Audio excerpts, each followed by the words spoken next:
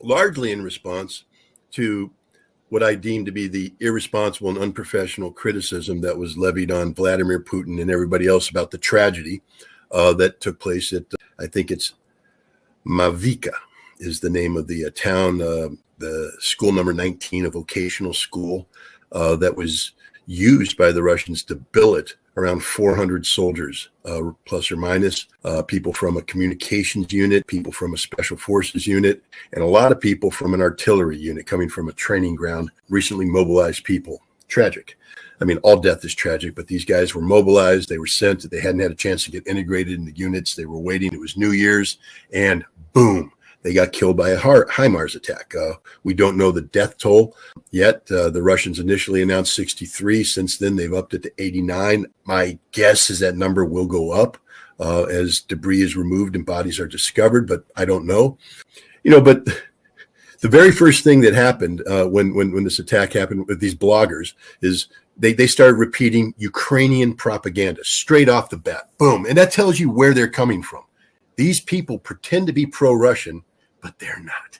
They do nothing more than put forward Ukrainian propaganda, the talking points, the narrative of the Ukrainian intelligence service working with the CIA. I'm on to you guys. I know what you're up to. And when they go, 600 dead, it's like, no, not 400 dead, not 200 dead, not yet. I mean, I can't guarantee there won't be 200 dead eventually, but no. But they're shouting out now. The first thing is Putin is a loser, a disgrace. He's disgusting. Shoigu should be shot. The poor spokesperson of the Russian military who has to deliver the news, he should be gutted and hung by the neck by his entrails. He's a horrible human being. His family should be slaughtered, gutted, fed to pigs. Literally, this is what they're saying. And they're not addressing the issue. I mean, there are two aspects to what happened there. The first one is, how did it happen? And this is a fair point of inquiry. And had they limited their discussion to this and asked these questions in a professional manner, I'd be all on their side. Why in God's name did the Russian leadership put so many people into a single place, a known place, so close to the front lines? I mean, you're literally setting it up for the Ukrainians. It's like putting the ball on the tee and letting, Babe Ruth come up and he's just going to knock it out of the park every time. You put that many people in the in the building, and there's some talk. The Russians are saying, Russian government saying that it was done by cell phones, that everybody's using a cell phone, calling home. It was New Year's Eve. I'm sure people are calling home, hey, mom, selfie, and of course, cell phones can be hacked into. You get the GPS notification, the signals can be intercepted, and you can triangulate. There's any number of ways to figure out exactly where the cell phone is coming from. But and here's the other thing. They're not supposed to have cell phones. Rule number one, when you enter the combat zone, the cell phones are supposed to be collected by the leadership and removed, taken away, so that you don't have this kind of thing happening. It's sort of what we do in the military. Fitbit is a big deal. And people were running around with their Fitbits, all these really fit special forces guy who should know better. And all of a sudden, people are looking up on the map. People are, because you can download the Fitbit onto a computer and it shows you where you run and all this GPS map. And their path gives them the exact perimeter of all these top secret bases all around the world. And basically, Fitbit is disclosing everything where people are deployed and all this stuff. And the military finally had to say, no more Fitbits. You can't do that. You're broadcasting stuff. The same thing with various social media apps and everything. You have people on aircraft carriers who are posting stuff, and it's giving away the position of the aircraft carrier, maybe potentially tipping off adversaries about upcoming operations, etc. So, the U.S. has a problem with it too. I think every military in the world has a problem with this. So for these Russian bloggers to pretend that this is a unique problem to Russia and their leadership sucks because, oh my God, these people did it. You guys are fools. You're idiots. You don't know what you're talking about. So just shut up, because you're not trying to solve the problem. I mean, it's a fair question to ask. But, the other big question is that the Ukrainians would have known this anyways, because I can guarantee you the United States has multiple satellites flying over day and night tracking all of these places, tracking the movement of people. And we know the United States prepares reports on movement, unit locations, etc., and they provide them to the Ukrainians. And the Ukrainians will see a report that says, this unit has moved into school 19. This unit moved into school 19. They'll look at a photograph that shows vehicles all there, people lined up, people get off of buses, photograph takes a bus, whatever. So the Ukrainians would have known this anyways. So it doesn't matter about cell phones. It doesn't matter about anything. The bottom line is they should never have been in that building. You disperse your assets. If you need to keep 200 men together like that, then keep them together in the rear, out of range. But when you bring them into a forward area, they need to be broken up into component, units, smaller units, and dispersed. And when they disperse tactically, that means that you maybe have, 2 guys in a hole here, 5 guys in a hut here, spread it out so that if the HIMARS comes in, it's only going to kill, 10 people, which is a lot if you're one of those 10 people, but it ain't 89. But they didn't do that. And this is a fair question for the leadership to ask. Other things that have been brought up is the potential that some people may have raised this issue to the Russian command prior, saying, hey, we're very vulnerable here. What are we going to do about it? And the command didn't react. Shame on the command. And again, this is the kind of thing that people should investigate. But again, to pretend that this is unique to Russia and that somehow we have to gut somebody and hang him by the neck by his entrails is just foolish. One only has to remember when the Marines went to Beirut, and I'm picking on the Marines right now, and I'm a Marine, and I'll kill you if you criticize the Marine Corps, but I'm going to tell you what happened. We went to Beirut, and we put every Marine into the damn, Beirut barracks. And then the rules of engagement were such that we couldn't have a tow missile loaded up in the tow launcher. We couldn't have magazines inserted in the M16s. And so a suicide vehicle was able to approach and close with, penetrate, blow up, and kill 241 Marines and sailors and soldiers. 241. This is a bad day. But it doesn't mean that the entire Marine Corps is corrupt, that the leadership sucks, because those same Marines there will turn around and kick the ass of anybody in the world in a stand-up fight, including you, Strelkov. Remember that. You ain't a Marine. So, this concept of criticism. But then the other point, so once we get past that, and, Putin has formed this commission. This commission is going to investigate, and hopefully some answers come out of that investigation.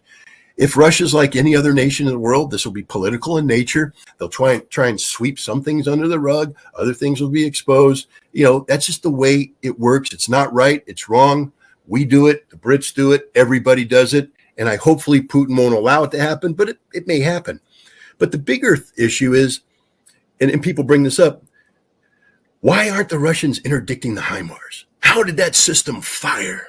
You are incompetent. Clearly, I, Strelkov, the genius from wherever he's from, I would have had the solution. I would have been able to stop the HIMARS. I would have done the right thing. I would have called in air support. I would have done this because I am God.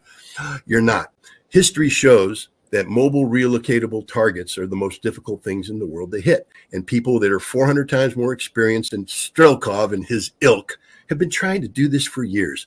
Go back to World War II, Operation Crossbow, the operation led by the British with American assistance to destroy V-1 and V-2 rockets before they could be launched.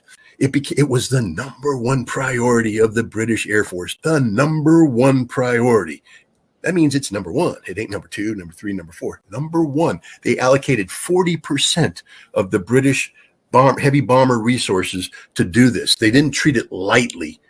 And it didn't succeed. Are you telling me that the British are incompetent? They don't know what they're doing? Or maybe it's just a tough problem set. The only way the V-1 and V-2 rockets stopped firing is when the British military defeated the Nazis, advanced, and took the last remaining launchers.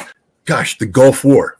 Bing, bing, bing, bing, bing. That's my war. That's the one that I fought in. That's the one where I was heavily involved in the counter-Scud operation. Those Iraqi mobile missiles that are a derivative of the V-2 rocket, put on an 8-wheel vehicle with a launch arm. Gosh, it was a big deal because Israel said if we get hit by one missile, we're coming into the conflict. And if Israel entered the conflict, the whole coalition would fall apart. Iraq wins. So we're not talking about an insignificant consequence here. We had to stop those missiles from launching, and we did everything we could. 2,500 sorties, including F-15E Strike Eagles with the most modern equipment, A-10s flying in low. We brought in Delta Force. Hey, Strokoff, they'll kick your ass too. British SAS, yeah, they got you too, Strokoff. You know, these are really professional people here, and they were in there. They were trying. Not a single Scud was killed. Not a single Scud was killed. And guess what else we did? We deployed Patriot batteries all over the place. We sent them to Israel. We deployed them all throughout the Arabian Peninsula. And you know how many missiles they actually successfully intercepted? Oh, zero. These are good people, professional people. This is just a tough target, a very tough target. So now we come to Russia and what I call the counter HIMARS campaign. Someday a book will be written about it because this is a critical aspect of this war, a war which, by the way, Strokoff, Russia's going to win. You know, your negativity isn't going to stop this, but it's a difficult campaign.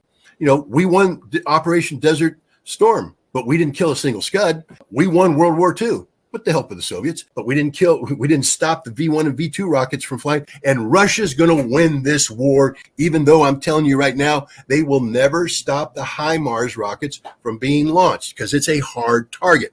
You know, one of the things we dealt with in the Gulf War were decoys. I mean, the thing that got me involved was when I started to ask questions like, there are 19 Iraqi mobile missile launchers, and yet on week 2, the U.S. Air Force has claimed to have killed 75 mobile missile launchers. Simple Marine math doesn't work. We're killing something obvious that isn't a mobile missile launcher. And the fact that the Iraqis continue to launch mobile missiles means we ain't killing what we're supposed to be killing. Why? And what we found out is a number of things: effective camouflage, concealment, and the use of decoys.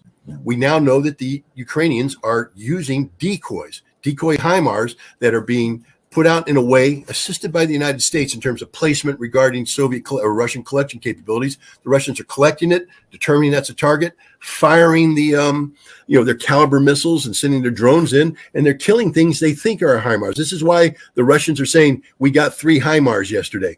And of course, the Russian bloggers, they don't know what they're talking about. They're making it up. They're liars. No, they're not. They're professionals who think they actually killed something, but they're killing a decoy. Strokoff, if you were an intelligence officer and you actually track this kind of stuff, you might know what you're talking about, but you don't. So, you know, this is the problem. And the bottom line is, as long as the Ukrainians have this very difficult to target weapon, and that weapon is employed using information from the United States, because one of the important aspects of this conflict is that the United States is telling the Ukrainians when the window of vulnerability is open and closed regarding Russian satellites and other Russian collection assets. So they're getting a little book that says, you know, red light, green light.